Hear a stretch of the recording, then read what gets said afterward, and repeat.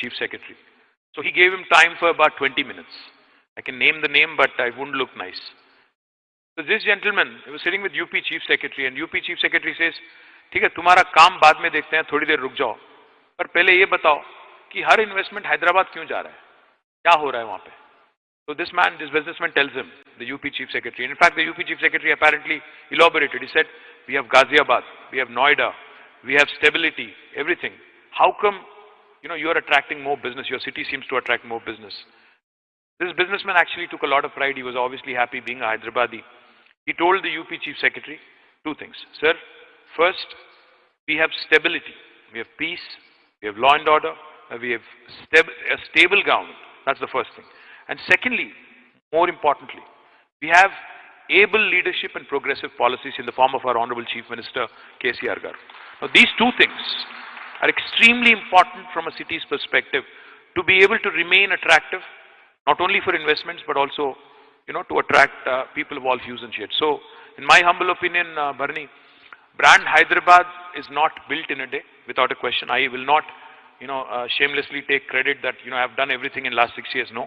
This city has been there much before I was ever born, and this city will be there much after I am gone also. But I do believe that it's our bounden responsibility when we are in government, when we have been given a position conferred by the blessings of the people, that we have to keep it intact if we can, and strengthen it and take it to the next level if we can. I think that's the fundamental thing every government, every public representative needs to, remind himself of. Very well said, sir. Very well said. Thank you.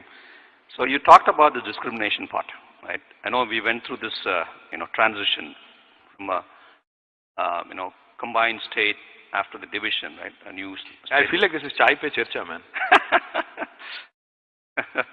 Well, I don't know where my chai is, but anyway, that's fine.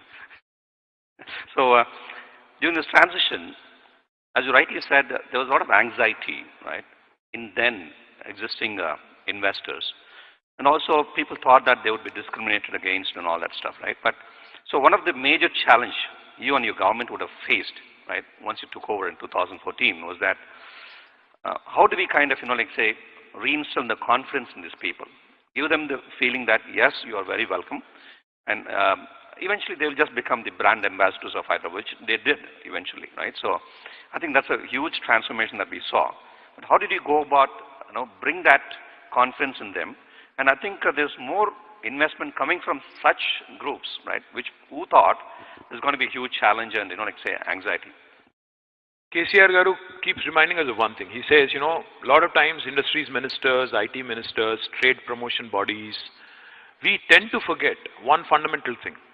Pursuit of new investments and new investors, we forget our existing investors. We forget people who've already invested in our state. So he told us one thing. He said, first, take care of your existing investors. If you take really good care of them, they will in fact turn into your biggest brand ambassadors because they have network all over the world. They have connections all over the world in their own business sphere. And they will continue to spread the good word and, that will catch up. It's more infectious that way. So that's the first thing we have done. We actually reached out to all the existing, bodies, FICCI, CII, HYSEA, etc., had multiple rounds of deliberations on what this government is likely to do, what we promised them, and how we see Hyderabad shaping up in the next few years. One of the things when I said initially, when I assumed office as IT Minister and Industries Minister, was I raised some fundamental questions about why in the IT space, why are we lagging behind Bangalore? What is it that this city is missing? That we need to, get that X factor, chudza as they call it, how do we bring that in? How do we bring in those elements which will make our city also, kind of rock star, which will also get us rock star status. So therefore, we had that very open dialogue, a very informal dialogue with multiple business houses, business groups in Telangana. And therefore, you see, more than 23% of the investment that we got in the last 6 years has come from existing investors. And more importantly, I think what is the testimony to Telangana's strength today is out of the 2 lakh crores of investment that have come in the last 6 years, like I said, 23% has come from existing investors. And out of these 2 lakh crores, more than 80% actually has been converted into operational.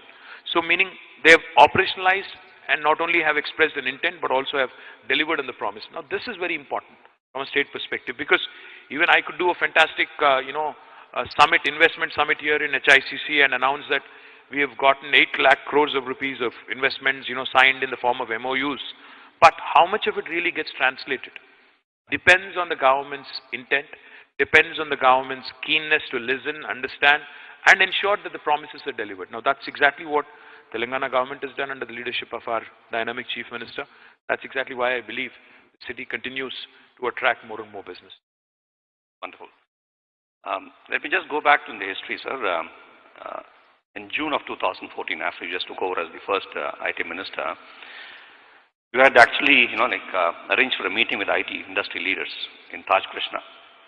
I'm sure you must be, very clearly remembering this. Many of the IT leaders here were also, part of that delegation. You kind of, articulated and you made a presentation about your vision for IT industry, right? As you rightly said about Bangalore and why is that we're lagging behind? Why can't we be the number one, right? So we could understand your vision, right, for Hyderabad as to how we want to grow it. From 2014, the exports revenues are about close to 57,000 and odd. And today, you promised that it will just be doubled in about 5 years. So in 2020, we sit here with the numbers of 1,28,000 crores, which is an incredible achievement, right? And the HYSEA, the industry, we've really, feel pride to take, the step that, okay, we are also the partners in progress, right? And this achievement definitely would not have been possible unless otherwise we had a great amount of initiatives coming from you, right? Interventions from the government and the initiatives that you've taken and the vision that you had, how it's translated into action. So I want to just hear from you as to, I'm sure a lot of hard work has gone in. Just want to understand, at least in the interest of the audience, we want to hear from you as to how did you, translate that vision to action and into reality. Bharani, again, I'm not trying to be modest, but the fact is, IT industry is an industry which, doesn't really require a lot from the government other than 2, 3 things. 1, skilled manpower. 2, progressive policies. And 3, of course, law and order. These are the 3 important things which go into attracting IT industry. Now, in the last 5 years, when we said, it may have sounded audacious when we said initially that the current IT exports will be doubled in 5 years. Initially, it was, I think, 57,000 crores to be precise, back in 2014-15, to where it is now 128,000. It might have sounded audacious then, but without a question, Hyderabad, had that potential in itself. And secondly, combine that with your abilities to ensure that Hyderabad is marketed properly on a global stage. Right. Focus on innovation, focus on ensuring that even emerging technologies are harnessed properly here. And again, I might sound repetitive, progressive and able leadership. These are the things that really go into attracting, some marquee names. Today, the most valued technology companies in the world, all top 5, have, without an exception, made Hyderabad their second home in the world, for their largest base. Absolutely. Google, Apple, Amazon, Facebook, Microsoft. See, the credit again goes to the city and its enabling ecosystem and to the fantastic manpower that we have in Hyderabad. Without a question, government of course has been a facilitator, has been an enabler, but I think bulk of the credit should go to our youngsters, to our people who have actually, moved, who've been working here, who've really given the confidence to these investors to come in, set shop, to be able to find the talent right here. For example, Micron, a large company. Initially when Sanjay Mehrotra came here, he said, I'm looking to hire about 2,500 people. I'll be, investing a certain sum. But then he tells me later, within 6 months or I think 8 months, he tells me, I think I'm going to quadruple, not even double or triple. Now that is the power of Hyderabad, that is the power of our people, to be able to ensure that we offer global solutions at scale, to the world, not just to our own. By the way, Micron is going to be the single largest SEZ in Telangana. That's the kind of promise they've made. I think they deserve a big round of applause, guys. They are the single largest SEZ in Telangana. And I think all of that has happened in the last 2 years. So kudos to them. Absolutely. I think you said it so well, sir. I think it's all going to be a collaborative effort, right, with the government being an enabler and the industry also is working. And the ecosystem has been developed so well that I think, we are in a not really a self-sustainable mode, but I think with the government intervention, we certainly could just take that big leap forward. So if you look at the overall investment that are actually coming into Telangana, right, as compared to the rest of the states, particularly the FDI, right, we certainly see a lot happening in Telangana, particularly for Hyderabad. And as you rightly said, progressive government is very important, and the government policies are also very, very important. And for example, this recently announced Amazon's 2.77 billion investment, the largest data center, right, is absolutely, I would say, a phenomenal and incredible kind of a news for the industry during the pandemic, to just shorten the arm for us, right? And this happens just not like a simple statement given by Amazon CEO saying that, okay, no, we're going to invest 2.77 billion here, right? I'm sure behind the scenes, a lot of effort, hard work, focused strategy must have gone in, right? I definitely would say that, I've said it to my lot of industry peers, that you acted as a CEO and a chief marketing officer and a chief sales officer. You done that had many times. You went to Davos and you went to California, you went to Silicon Valley, wherever it is, name a place. You've been just like say donning that cap and then going there, doing all that stuff, right? So at least in the interest of the audience understanding, they should know as to how do you diligently pursue and the kind of perseverance that you or your government, right, puts in to be able to get these investments. And conversion ratio, one more point that I would like to mention, investments could come, right? They would just make some statements, okay? But converting them to real actual investments, the ratio, Telangana is rated very high, 40%, as compared to the national average of 23-24% based on my limited analysis. But that's a huge success factor too in terms of attracting investment. So how is that made possible? Bharani, a lot of times, in fact, a decision, an investment decision, particularly when it gets announced, there's a lot of hard work behind the scenes. In fact, with Amazon, if you think about it, our relationship started about 6 years ago. In the initial days, when Amazon was looking to set up a fulfillment center, a basic fulfillment center, they chose Bangalore first. In fact, they had come to us because these were the days in 2014 when e-commerce was still not very well understood by the tax authorities. The local commercial taxes people, the value-added tax back then which existed, the VAT regime. They'd come to us, Amazon officials, initially trying to understand how Telangana is looking at the whole e-commerce gamut. And when we gave them the confidence that Telangana really understands e-commerce and its potential and how we are going to be friendly in terms of, ensuring that our tax authorities, the local state tax authorities, will deal with them because it's a learning process, So we will work together is what we promised them. Absolutely. They were really, really excited because, they had a tough time in Karnataka, the local tax authority. So when they came to us and when they saw how well Jayesh and the entire team responded, they agreed and they set up their first fulfillment center, the largest fulfillment center in India back in 2015 in Hyderabad. That was the beginning of the relationship. Then they were scouting for again a location for their own office. And we went to Seattle all the way. And we had a series of meetings, Seattle and then also in Davos and elsewhere. And then came your largest Amazon office in the world. A 3 million square foot office that you see in Gachibowli, where, because they gained confidence. Because they gained confidence in this government, in this state, that these guys actually work as partners and don't necessarily look at us as investors. So then came the largest office.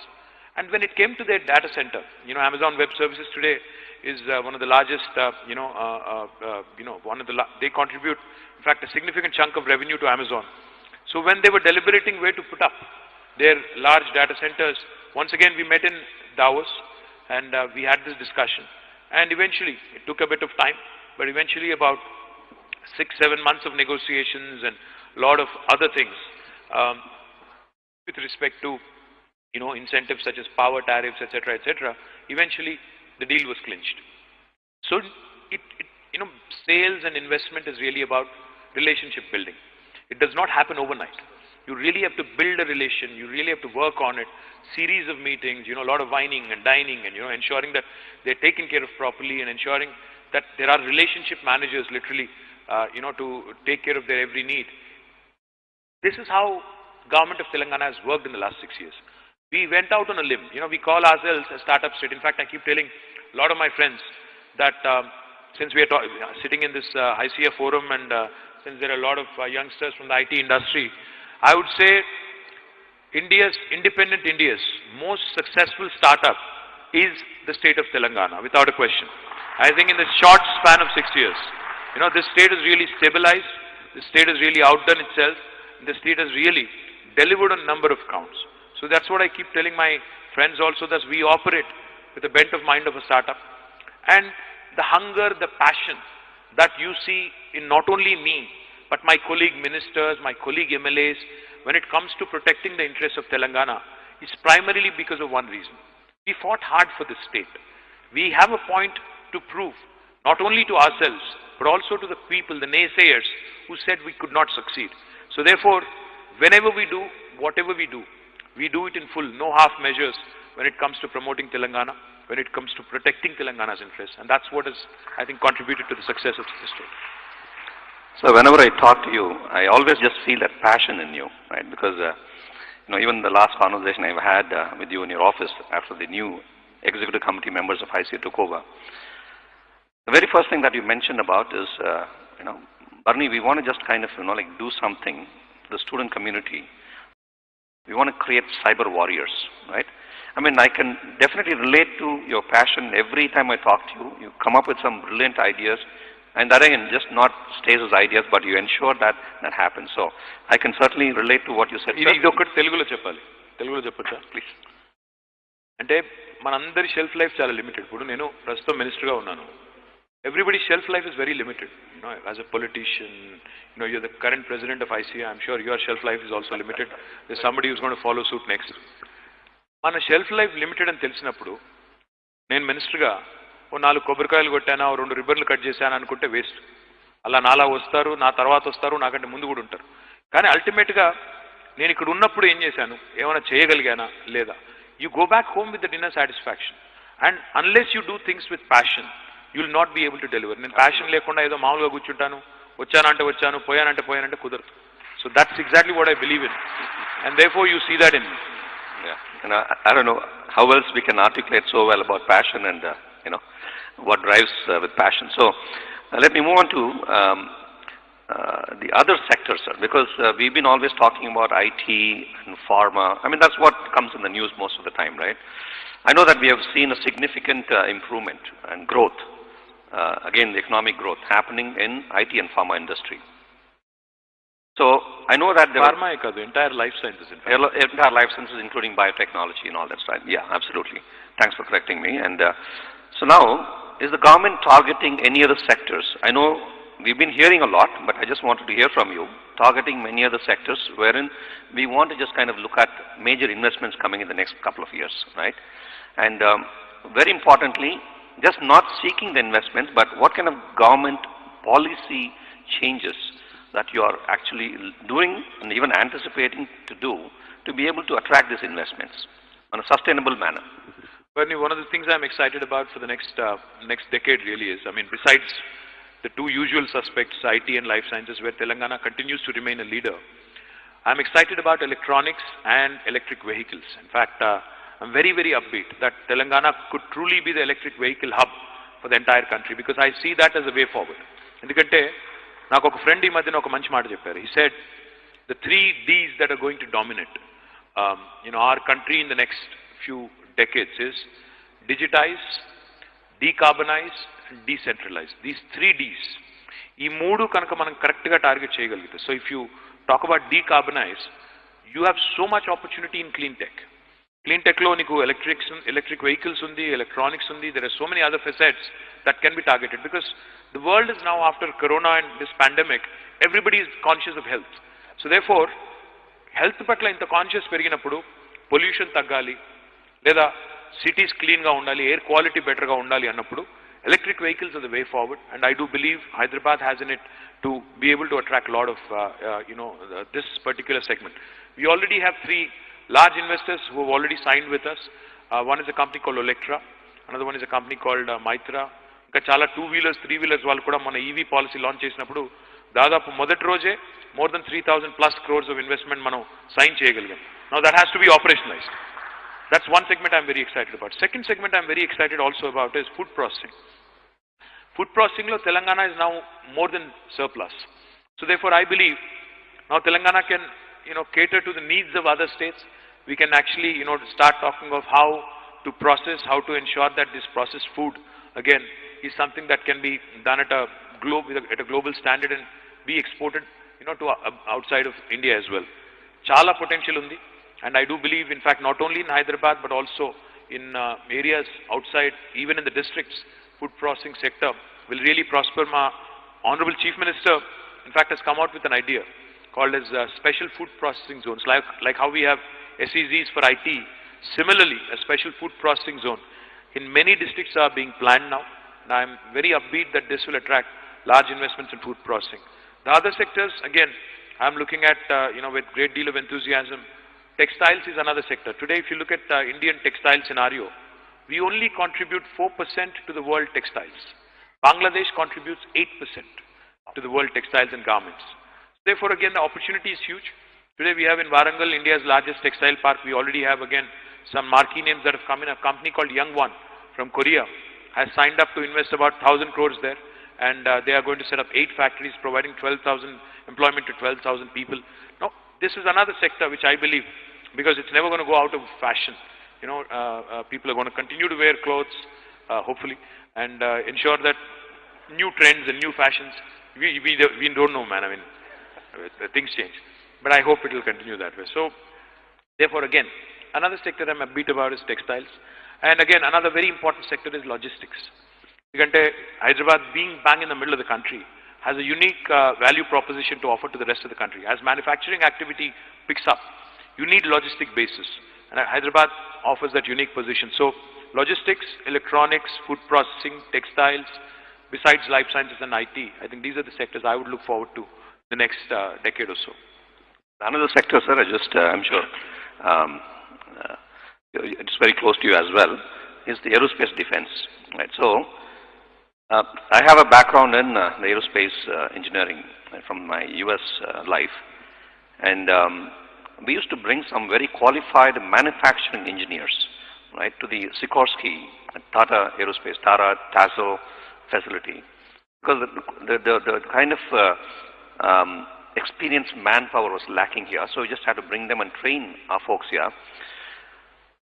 When we looked at this Adi Butler about just a decade ago, and now the transformation that has taken place with Lockheed Martins of the world, Boeing of the world, UTCs of the world, I think it's going through a huge, transformation. And I know again Bangalore is claiming to be the aerospace hub now, but I'm sure you already have a vision towards making Hyderabad, right, Adi Butler, as the aerospace hub. So you want to just say something about that?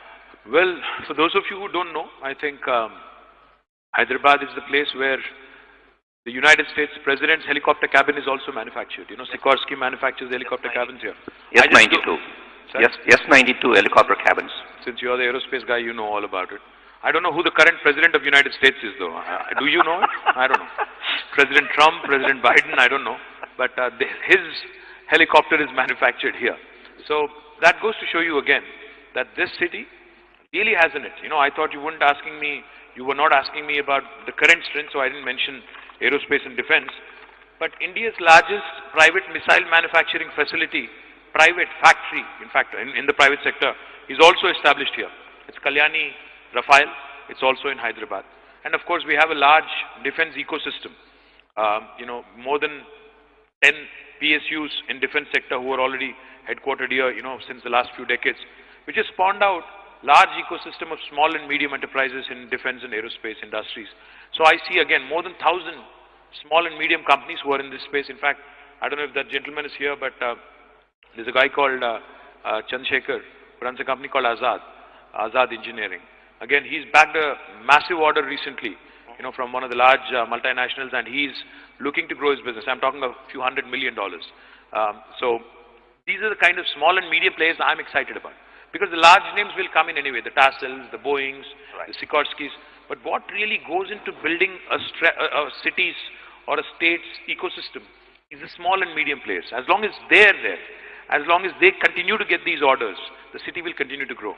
I'm excited about the fact that there is an inherent, innate strength in Hyderabad's ecosystem, which will continue to create more and more small and medium entrepreneurs. And therefore, Of course, aerospace and defense is another sector which I would be remiss not to, thank and, kind of compliment about. Absolutely, sir. Well said. And I think to that point, MTAR, another organization, recently, they just, it was a proud moment for all of us, right? Because some of the critical components that went into some of the satellites which was launched recently, MTAR had supplied some of them. So it's a very proud moment for us when it goes from Hyderabad to. Well, even the French nuclear submarine, Scorpion, Yes. 30% of the components are made here. Made here. So lots of things, I can go on and on Absolutely. about. We can have a fascinating conversation another day when there is no election around.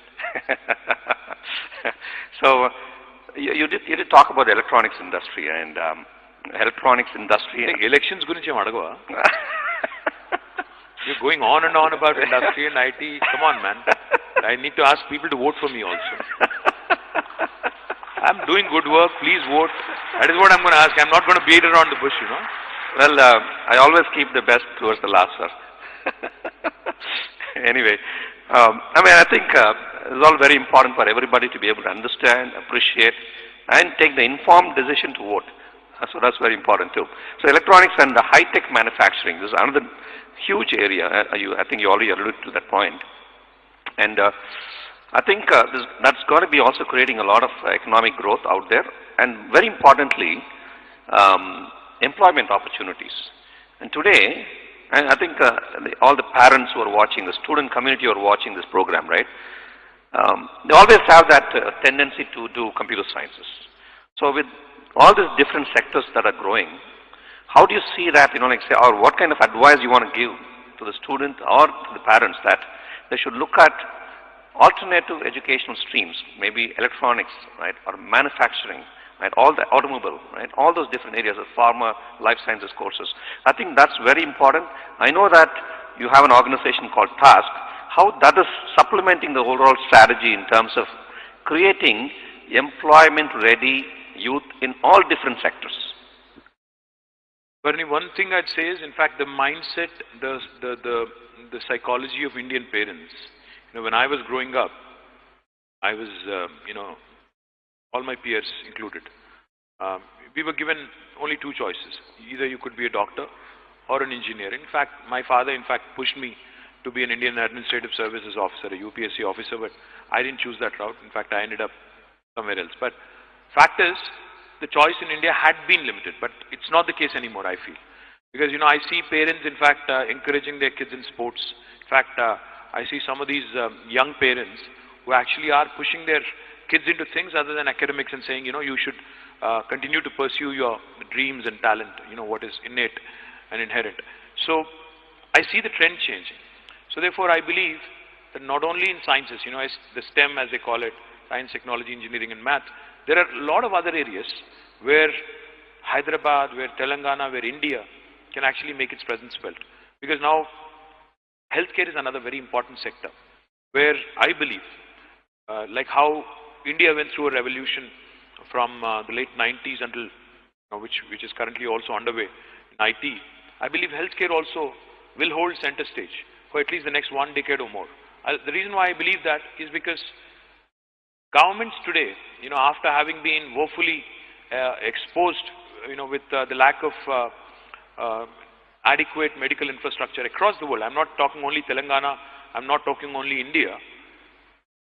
Prapanchavyaptanga medical infrastructure takko undi saripada ledu ani ardhamain tarvata, I think governments have no choice now but to invest in healthcare. So therefore there are a lot of opportunities also in healthcare. So if I am to appeal to the parents, I would say, please look at all the emerging technologies. Please look at ensuring that your child's interests and the opportunities, there is a good marriage between the two of them, because he would be very unhappy if you push him into something, that he or she would not like. So therefore, I would say the governments are ready to come out with policies and attract investments in sectors of all, of various hues and shades. So therefore, encourage your children to really follow their heart, to dabble in whatever they want to do. Not only science or not only engineering, not only math, you have to start looking beyond these things. You could look at other spheres, in fact humanities, liberal arts, because there are some